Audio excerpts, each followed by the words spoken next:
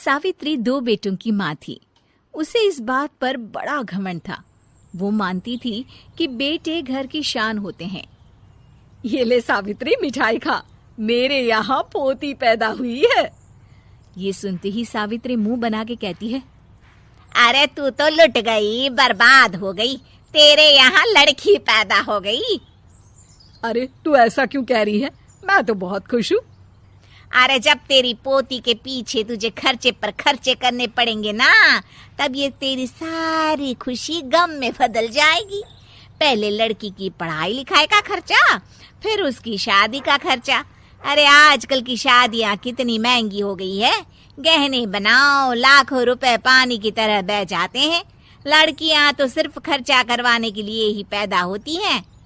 इस तरह लड़कियों के प्रति अपने विचार व्यक्त करते हुए सावित्री ममता को लंबा चौड़ा भाषण देके चली जाती है। अब तो आप लोग इस कहानी में सावित्री देवी का पात्र अच्छी तरह समझ ही गए होंगे। कुछ समय बाद सावित्री की बड़ी बहू भी एक लड़की को जन्म देती है। फिर क्या था, सावित्री पूरा आसमान सर पर उठा लेती है। हे भगवान, ये तू मुझसे किस जन्म का बदला ले रहा है? अरे मैं तो मंदिर में रोज आकर तुझसे कहती तो थी कि मुझे एक पोता चाहिए, और तूने मुझे पोती दे दी।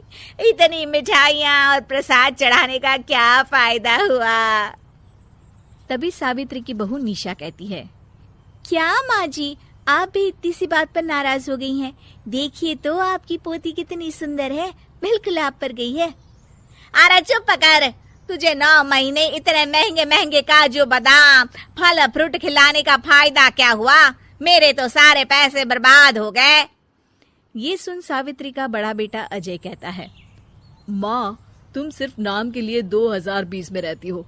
असल में तुम्हारा दिमाग सैकड़ों साल पुरानी सोच रखता है। आज के जमाने में लड़का और लड़की में कौन फर्क करता है? मैं तो बहुत खुश हूँ कि भगवान ने मुझे लक्ष्मी के रूप में बेटी दी है। लेकिन सावित्री पर अजय की बातों का कोई असर नहीं होता। नालायक, अपनी पत्नी की जबान बोल रहा है। मेरा बड़ा बेटा तो हाथ से गया। लेकिन सावित्री देवी हार मानने वाली नहीं थी। वो पोते की चाह में अपने छोटे बेटे विजय की शादी करवा देती है। कुछ समय बाद आखिरकार वो दिन आ ही जाता है जब सावित्री की छोटी बहू गर्भवती हो जाती है। सावित्री इतनी खुश हो जाती है कि वो बच्चे के जन्म से पहले ही सारे मोहल्ले में ढिंढोरा पीटने लगती है। ये क्या सावित्री, तू तो पोते के जन्म से पहले ही मिठाई बांट रही है। पहले पोता पैदा तो होने दे, और फिर क्या पता अगर पोते की जगह पोती पैदा हो गई तो। ये सुन सावित्री चिढ़ जाती है। अरे अपनी काली जबान मत चला, मेरी मिठाई खा के मेरा ही बुरा सोच रही है। बड़ी आई, ला मेरी मिठाई वापस कर। देख लेना, इस बार मेरे यहाँ पोता पैदा होगा, पोता। लेकिन ठीक इसका उल्टा होता है। सावित्री की छोटी बहू भी एक लड़की को जन्म देती है। सावित्री फिर से रोना धोना शुरू कर देती है और अपनी छोटी बहू को कोसते हुए भला बुरा कहने लगती है। देखते ही देखते ये सावित्री की रोज की आदत हो जाती है। एक दिन उसकी इस आदत से परेशान होकर विजय अपने भाई अजय से कहता है, भैया, माँ खुद एक औरत होकर हमारी बेटियों को पसंद नहीं करती, उल्टा उन्हें रोज कोसती रहती है। मुझे माँ की यह आदत बिल्कुल पसंद नहीं आती। अरे तू ठीक कहता है, मैं भी अब माँ से तंग आ गया हूँ। अच्छा, तो अब तुम दोनों इस तरह पीठ पीछे मेरी बुराई भी करने लग गए हो? नहीं माँ, हम चाहते हैं कि घर में शांति बनी रहे। हमें हमारी बेटियाँ बहुत प्यारी है। मैं नहीं चाहता कि वे तुम्हारे ताने सुन सुन कर बड़ी हो, और इसीलिए हम दोनों ये घर छोड़कर चले जाएंगे। हाँ माँ, मैं भैया की बात से सहमत हूँ। जब तुम इस घर में अकेली रहोगी तब तुम्हें अपनों की कीमत का एहसास होगा। अपने दोनों बेटों के मुंह से अपनी माँ के लिए इतने कठोर शब्द सुन सावित्री भावुक और रुआंसी होकर कहती है, क्या सच में तुम दोनों मुझे इस घर में अकेली छोड़कर चले जाओगे? हाँ माँ। हाँ माँ, अब पानी सर के ऊपर जा चुका है। मैं तुम दोनों के बिना नहीं रह सकती। अपनी सास के आंसू देख अजय और विजय की पत्नी अपने पतियों से लड़ पड़ती है।